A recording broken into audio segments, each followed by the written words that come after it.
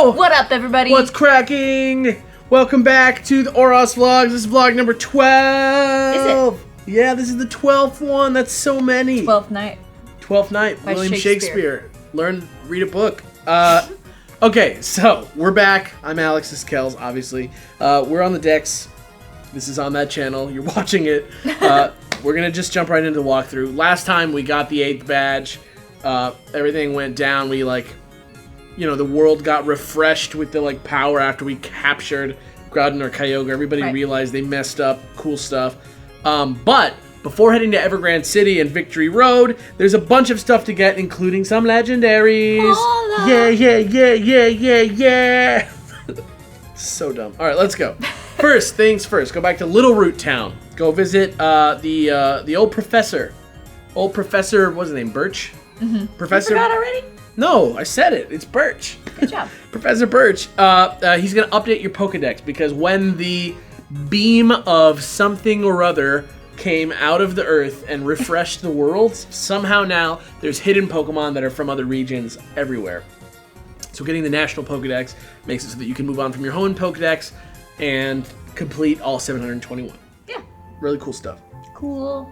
Yeah, you just have to use Detector Mode, and you can get all these non-indigenous Pokemon, and eventually, by the end, you probably have to do a little trading or some Pokemon banking or something, but in the end, you'll get your living Pokedex, and that's a good thing.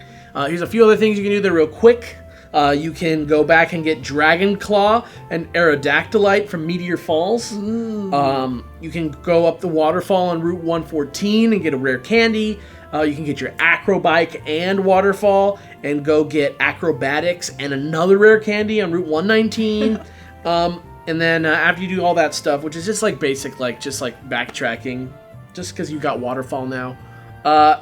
If you go to grab your Acrobike and you're in Maville City, while you're there, why not head to the square where Watson is just chilling and he's like, hey, I got a weird thing to talk to you about. It's called New Maville. Meet me at my apartment in Maville Hills. Here's the code. And you're like, I've been trying to get up there the whole game. Yeah. So this is that thing. So if you go up to Maville Hills, there's I want to say 12 apartments that are up there or so, and it's its own little town. There's a few things to do. There's a daily rotation battle with this girl.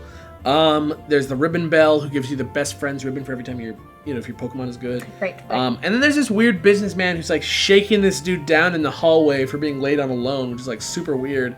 And then there's this weird powerless man who's I have no power. And the O-Power dudes are in Maville City, and we're going to talk about what happens with them a little bit later in the mystery. In this podcast? Or yeah. No, this is not a podcast. This is a video. Yes, in this one? In this video. Good. Finally, I've been waiting for this. This is crazy. But when you finally do talk to Watson, he's like, I need you to go down to New Maville and basically just press this one button on this computer down there. So he scans your eyeball so that you can get in. And then he's like, oh, by the way, it's on Route 110. Good luck. And you're like, this is really weird, but you're going to go do it. But before you do that, you should go look around because that businessman who was shaking that dude down, apparently that dude gave him a Lopunite for collateral. Right. And he's like, I have no idea what I'm going to do with this. Just take this. It's just I don't know what this is. Just take it. And so you have Lopunite now. So that's 2 Megastones again. Perfect. Last time we got 3 Megastones in an episode. We're up to 2 already. Rich endgame loot. Very, very good stuff. On the east side of a lake, north end of Route 110, that's where you got to go. And that's where you're going to find the entrance to New Maville. It's weird because so basically what you see is it basically appears to be sort of the same sort of It's like a compound. Well, it's a decrepit old thing, and it seems to be part of the same Maville project that C Maville was associated with, and Maville Hills and Maville City. I think there's a company, a Maville company that's kind of like Devon or something, or at least linked to Devon. But we'll talk about that more. So basically, this was a change because in Gen 3, this was a power plant. Right. But now it's actually supposed to be a 69-floor subterranean future city that gets abandoned. Right. And so you go in. That is cool. Yeah. Say that sentence again. A 69-floor subterranean future city. Yeah, that's pretty cool. Yeah. So you go there. Nosepass and Magneton evolve here. Yes, they do. And there's this creepy surveillance computer in the back. If you go, press the button. It's like surveillance, like clear or something. Mm-hmm. And that's really all you do. It's like one room. There's like stairs going down in the beginning, but it's like blocked off, so you can't even do it. But so you kind of get the feeling it was like some project that Watson was on that like got abandoned, and now he's kind of like... Yes, but don't get into that because we're going to talk about that in a minute. Yeah, but go back to Watson. Yeah. And he's going to give you TM-24 Thunderbolt. He's going to be like, good job, dude. Great, Thunderbolt. That's a really... I mean, like, of all the TMs, like, there's That's like the 4 or 5 that are like, you're going to use a lot. Thunderbolt's one of them. After that, there's some more, like, sort of popcorn stuff to do. Go on Route 29. You can get the plates. There's like a bunch of plates hidden on the water. And the Lustrous Orb is on Route 129. Wow. And then just like there was the little like remote secret base in the last route, there's the secret shore on this route. That's like the same thing. There's like a bunch of base areas there. And then on Route 30, you can get more plates in the Grizzliest Orb. And then there's the secret base area there called the Secret Meadow, which is like a... The secret shore one is like beachy. The secret meadow one is like up and like in like a little like layered terraced area. And then on Route 131, you can finally like surf past and you're like, that's the Sky Pillar. Okay, go. And then that's it. There's nothing really to do there yet. Yeah, you can't go there yet. But we will talk about it in a couple episodes. But after that, you finally arrive in Pacific Log Town, which I did not say incorrectly. That town is actually called Pacific Log Town. Pacific Log. It's like a small, cute little like pontoon town. Yeah, it's very cool. It's like a couple buildings and a Pokemon Center. I'd be too scared to live there. Because of water. Just surrounded by water on all sides, man. You just gotta go with the flow. And then like crazy currents to the west. Yeah, you just gotta go with the flow. Behind the Pokemon Center. Currents. Go with the flow. Yep. You're going to go behind the Pokemon Center. You're going to find Kangaskhanite, so that makes 3 Mega Stones. Oh. Bam! You can also get the TM Fling from a dude in this town. And the president of the Pokemon Fan Club is here. Hey! And he judges your Pokemon's relationship with you. And if he hates you, you get frustration. And if he loves you, you get return. Great. There's also a woman who is like, I collect Pokemon, but it's like hard for me because like... My town is a pontoon town in the middle of the ocean. It's like literally just like a couple of logs. So she's like, "Give me a Blossom," which is pretty hard. You have to like go catch a Gloom in the Safari Zone and then give it a Sunstone, which is like kind of sucky. But you get a Corsola in return, and the Corsola is holding a heart scale. Yay! There's also a man who like talks about mirage spots, and he's like, "I saw mirage spots, like I swear." And I don't know if we've gone into what those are yet, but we're going to see some of those also maybe the next couple episodes.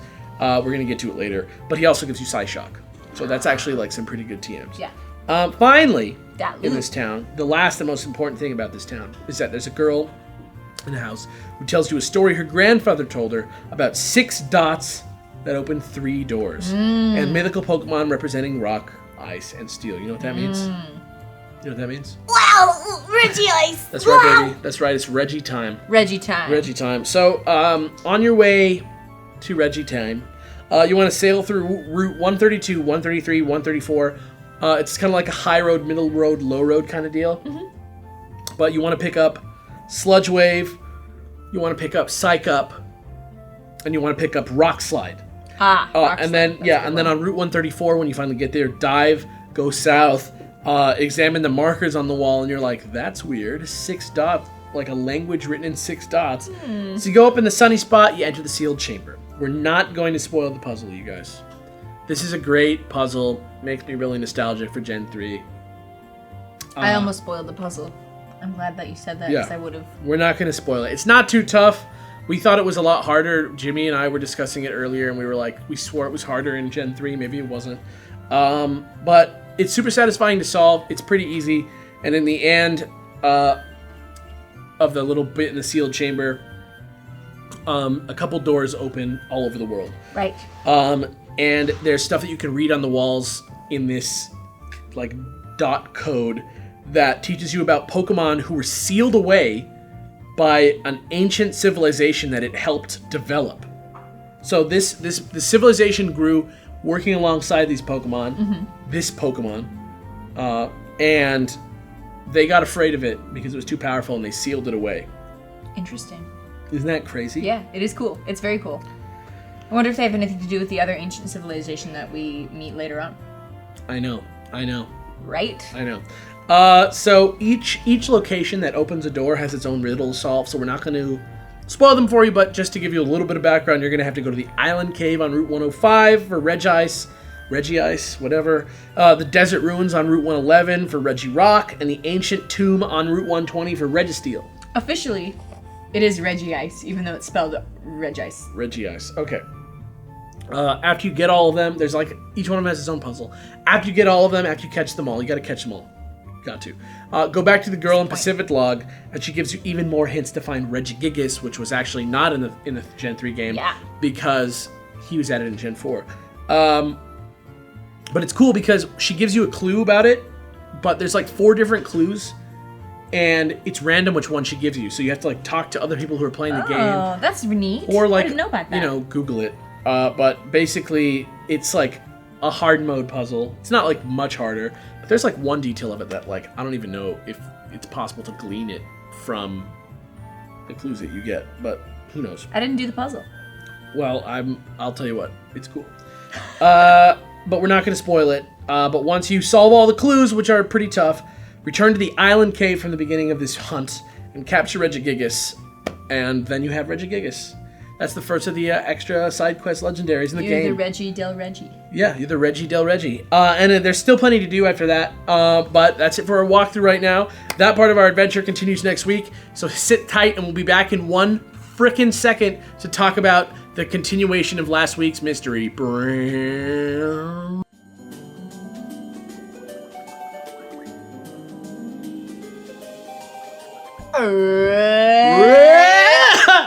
I coughed. Oh, so right. awful.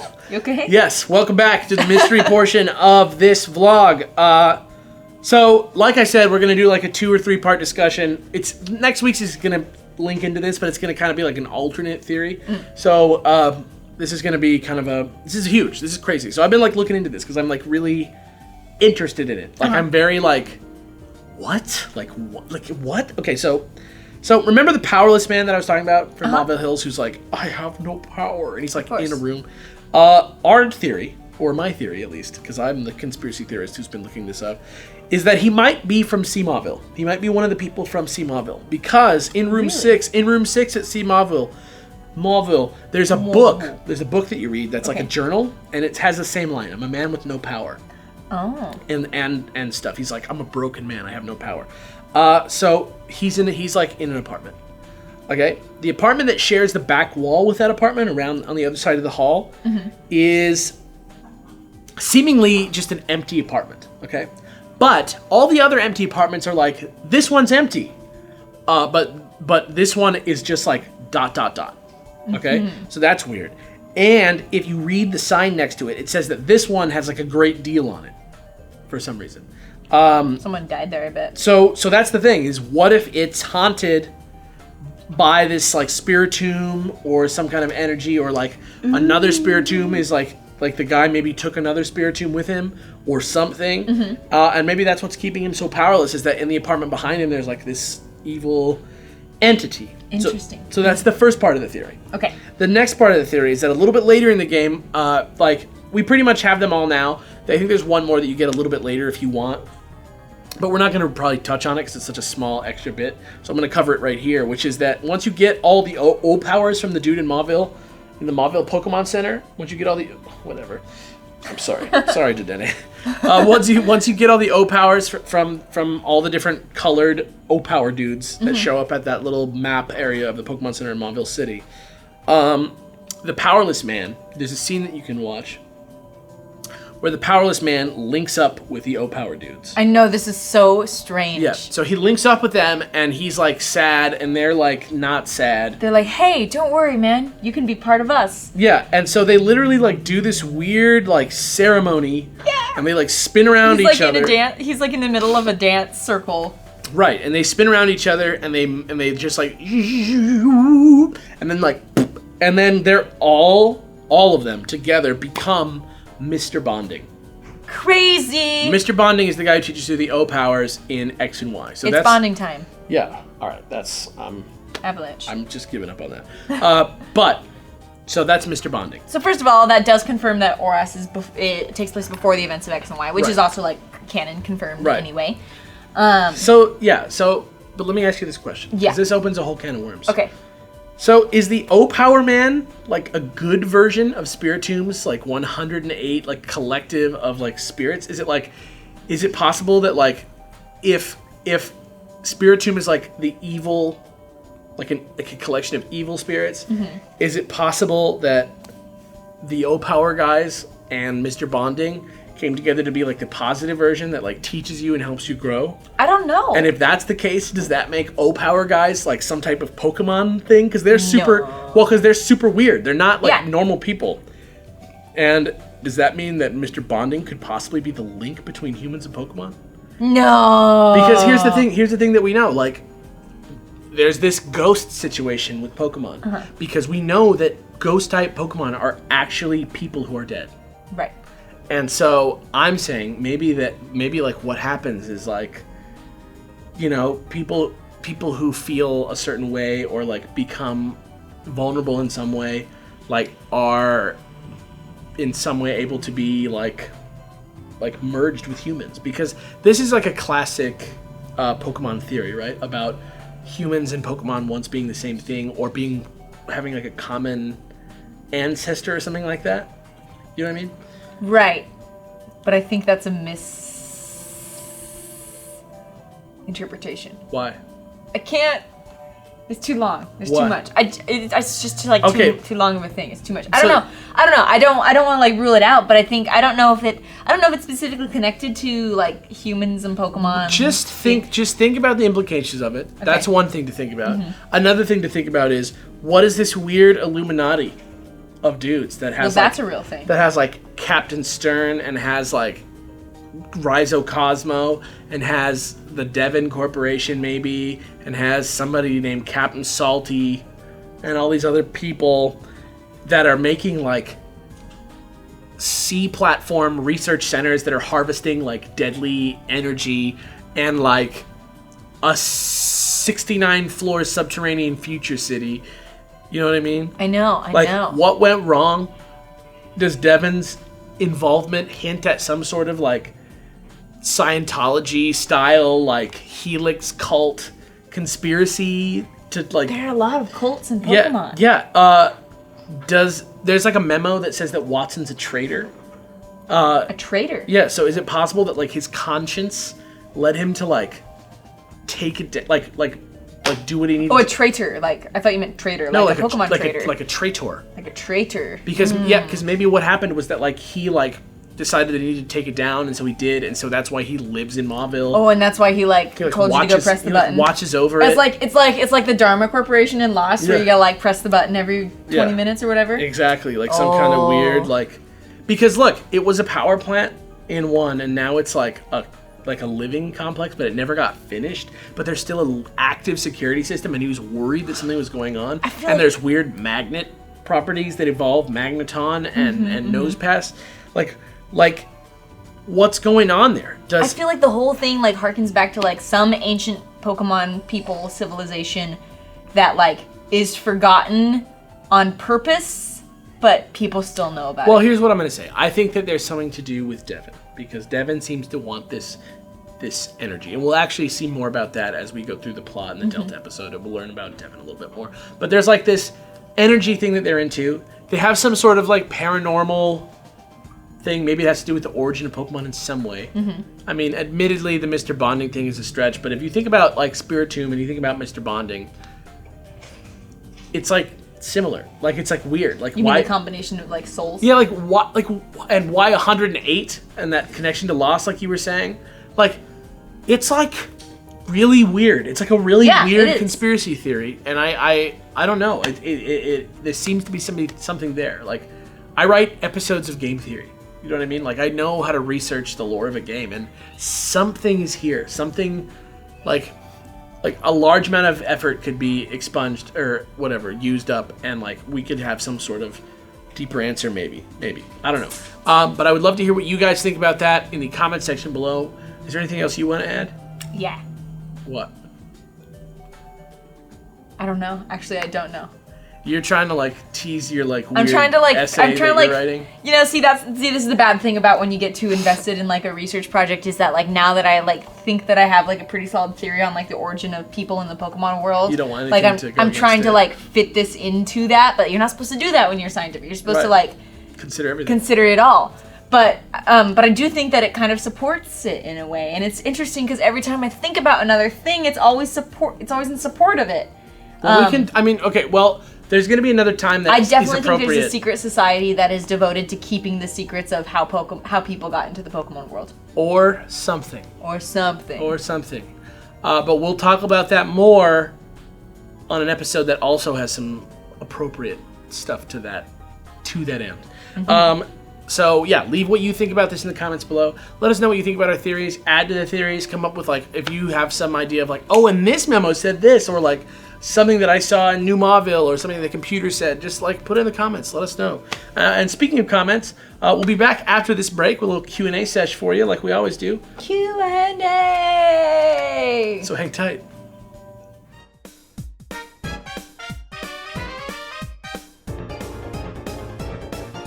Welcome back to the Q&A portion of this show. Yeah. As usual, this is you right? Off this See? time. Yep. As usual, we answer questions from the comment section of the previous episode. So if you feel like you want to be part of that this next time, leave a comment with a question down below. Our tradition is that the first person to leave a question on the page gets theirs read first, and for the third week in a row, that person is Andrew Federici. He is winning. This week he says favorite food of 2015, and then food of 2015. and then he followed it up with lol. But what are you looking forward to in 2016 game movie wise? Well, I want to answer the food one. Okay. Favorite food of 2015. What did we have? The Wallace. Oh, we had these. There's this restaurant by our house called The Wallace, Which is hilarious. It's really like a nice upscale restaurant. It's literally one that we only go to when it's like, do you want to be really poor for the next week? Right. And we're like, yeah, let's go to The Wallace. But man, the food there knocks it out of the park every It's like small plates, time. really good cocktails. It's a great restaurant. We had these like amazing. They were carrots. They were carrots, but they were like so good. They're like buttered. Oh, they were like buttered and They were- drizzled with stuff, and they were so good. They were awesome. Favorite food of 2015. I had a Wallace. cocktail there that had whiskey and some kind of like weird bitters that had like bacon in them or something, and there was tobacco in the cocktail, and it came in a mason jar, which everybody, you think, oh, it's hipster, and it's like It is, but- it is, but the reason that it was in a jar was because it had a lid on it, and inside the cocktail before I opened it was like hickory wood smoke. Yeah. And so they served it to you upside down with the jar so that the whiskey like and like kind of like absorb like the flavor of the smoke gets in there a little bit, and then you open it and it's like, oh, great. But in really terms cool. of game movies from 2016, I'm excited for Assassin's Creed. It could be actually good. Oh, game movies. I mean, I don't know if he meant like game/movie, but he wrote game movie wise. So I'm like Assassin's Probably Creed. game or movie wise. Warcraft's coming out. Pokemon Go is coming out. Pokken is coming out next year. It's Yeah. gonna be huge year for Pokemon. Yeah, I'm ready for all the Destiny expansions. Yes, me Very too. excited. But let's move on. Let's move on to the next. Oh, okay, yeah, question. yeah, Thank yeah. you for that. Thank you, Andrew Please Federici. continue asking questions. Hope that answered This it. next question is from the Betrayer. Oh, damn. Oh. What is your favorite primary weapon, special weapon, and heavy weapon in Destiny? Love your show. Kellz of Kellz. Okay. I am the Kill of Kellz. So what's your favorite primary weapon in Destiny? I really liked, well, now that everything's changed, I really liked the Mida multi-tool, and I also liked my Hygeia Nobilis. I think that's how you say it. Probably. Because I had a really good roll on it where the radar stayed active while aiming down the sights, and the shots were explosive. And there was like another perk on it that I was like, this is the best gun ever! So that one I loved. Those were probably my favorite. That was my favorite primary. My favorite secondary weapon or special weapon is, without a doubt, Fourth Horseman. Mm-hmm. That one is so cool. It's like the shotgun of shotguns. Yep. It's so good. And then my Vestian Dynasty was like my favorite thing of all time. I defeated Your sidearm? Skolas. I defeated Skolas with my Vestian Dynasty, and everyone was like, "Don't use it," and I was like, "I'm going to," and they did. What about your favorite heavy? Favorite heavy? I don't know. I wasn't really into the Thunderlord, Super Good Advice, Gallarhorn. Yeah, I mean, those are all Truth. good. I really liked my, I think it was my Wolfsbane or something like that. The rocket launcher? No, it was a machine gun, but it fired really slowly, even slower than Thunderlord. Oh, wow. It was just like boom, boom, boom, boom, boom. That one was a really good one. I like that. Great. So I'm going to go with the last word. Mm-hmm. I also used Six Dreg Pride in the, I think that's what it's called, the Prison of Elders gun. Mm-hmm. As I like hand cannons primary. I can't speak to Taken King yet because I don't have final gear in that yet. My favorite special weapon is probably Found Verdict. It's the Vex shotgun from the Vault of Glass. It's very, very good shotgun. It's purple. It's cool. Heavy weapon. Favorite heavy weapon? Gallarhorn. Whatever. Come at me. Thank you. Overrated. Whatever. Thank you for that question, the Yes. betrayer. Thank you, betrayer. This next one's from Ethan Clegg. I only thought of this question because I was eating some at the time I watched this video, but what's your favorite breakfast cereal? My favorite is Waffle Crisp. That's what he says. Oh, me too! Yeah. They don't sell it anywhere anymore. I mean, they do. Like, Where do I find it? You gotta order it mostly. Oh, yeah, it's not in any of the supermarkets, but that's my favorite one. It's so good. I don't know what my favorite is. Probably. Who's that? What's his name? Ethan. Ethan. We're friends. Probably. You and I. Probably Frosted Flakes I love Frosted Flakes. or Frosted Mini Wheats. Something in that I'm also zone. a Cocoa Puff fan. I like Smacks. Of the like gross candy cereals, French Toast Crunch is great, and Reese's Pieces, Reese's Puffs. My bad. They're called Reese's Puffs. Okay. Ooh, Waffle Crisp, though, is the best one, for sure. It's really sugary, but I like it too. So good. This next question comes from Z. Romblad. Says, hey, Alex and Kelly, on the topic of rivals, what would be your guys' perfect rival badges? Rival ideas? Or just what would you like to see out of our future champions and rivals? I feel like they've been lacking with the newer gens, so seeing a champion or rival with a real oomph or challenge them would be cool. I agree with you on that. I want to see a sibling rivalry. I want your older brother to be your rival. Yeah, that would be really cool. That's what I want. That's my perfect rival. Is like he's like kind of like mean to you, but then in the end, like you guys save the world together or whatever, or beat the team or whatever, and then he like gets respect for you, and then he like the real first time that you fight as equals is when you're champions. Yeah, sibling, that would be a really cool thing. What about you? Very, very cool. Let's see here. You don't have to come up with a different one because mine's perfect. I know it's perfect. What I would love from a champion / a rival would be,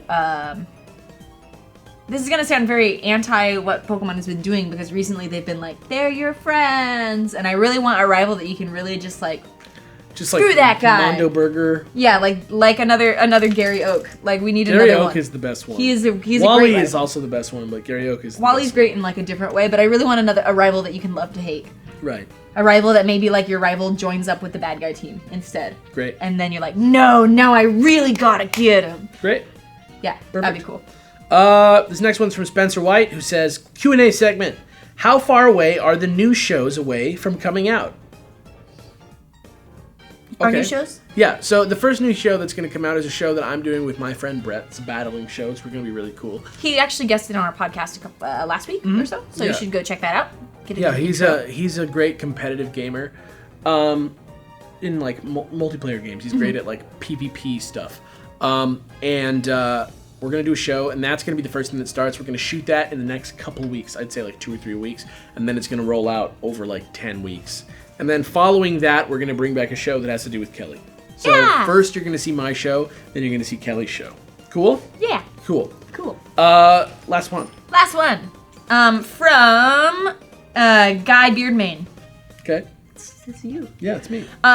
Question. I wrote this question. Oh, great. What animal do you think is underrepresented in Pokemon? Like, there are a ton of monkeys and frogs, but only one horse and, like, a zebra. I'm going to go with dolphins. Yeah, we were talking about that just earlier. Give me some more dolphin Pokemon. What's up with that? Great. And then how about, there's plenty of snakes. There's plenty of... I want, like, another... Well, I guess we got one with the new Zygarde form, but I really want some more dogs. There's some good dogs, but, like, dogs are so varied. How about an elephant? An elephant. Yeah, elephants are great. That should be the starter. But Donphan's great. There should be like an elephant starter that has like really elephant-like... Donphan's like pretty much an elephant, but he's more like, he could be like a mastodon or something. And then there's also Mamoswine, which is kind of like an elephant. Yeah. But I want like a gray elephant. I want like a... that you can like ride on. I want like a... Oh my god, do you think that Rhydon's called Rhydon because you can ride on him? No. Okay. I think that we should have I don't know, what's my favorite animal? Dogs. Dogs. We've got dogs, we've got ferrets, we've got, What about a dinosaur? there's plenty of dinosaurs. Couple. There's quite a few dinosaurs. Of the fossils, like 2 of them are dinosaurs. Yeah, and then a lot of Pokemon are just like dinosaur looking. Okay. That's Meganium. fair. All right. Not really. Yes. Okay. Yes. Okay. I want, I don't know, any animal. I like any animal. Oh, maybe a sugar glider, except for we have Mulga, so that's like one. I don't know. I think they've done so many of the animals. I would love to see, like, different birds. Yeah. There's not like it's usually like a falcon or like something like that, or it's like something like a finch. Yeah, I would love to see like a little cute bird. That's I want like a puffin. Great, a puffin. Let's do it. Puffin. Great. They're All right. so cute. Okay, so that's our Q&A this week. If you have a burning question, on here we try and answer the personal questions. So like on the podcast, we usually it usually has to do with Pokemon more. This is more of like a personal vibe, but still Pokemon is a thing here as well. But leave your questions down below. Leave your responses to the mysteries down below. I do love to read them and like see what you guys talk about. Don't be mean to each other down there. What's the point of that? Yeah. Until next time, we'll see ya. I'm Alex. I'm Kellz. And yeah, next week more episode. Yeah.